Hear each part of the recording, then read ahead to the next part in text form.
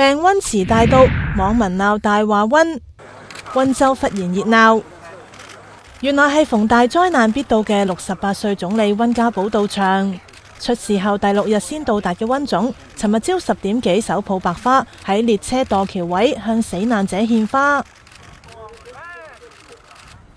遊三鞠躬，跟住喺現場即刻開中外記者會。我們的調查處理一定要對人民負責，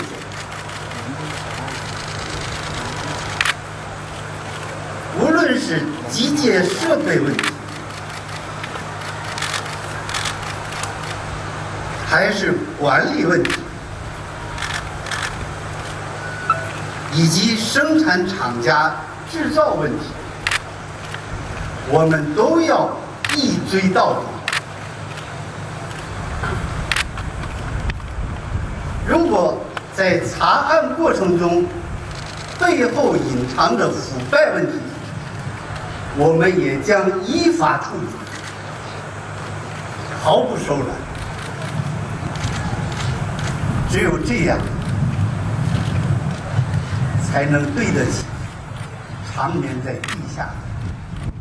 死者。佢主動解釋點解姍姍來遲，話自己病咗瞓喺床11日，尋日醫生先勉強俾佢出行，但俾內地網民踢爆，佢喺聲稱病嘅11日，行程緊密到幾乎日日見報，接見多國國家元首同代表團，俾網民批評講大話，仲冠以影帝嘅稱號。做戲做全套，溫總之前去醫院探傷者，包括2歲半嘅小依依，傷者見到佢都好受落。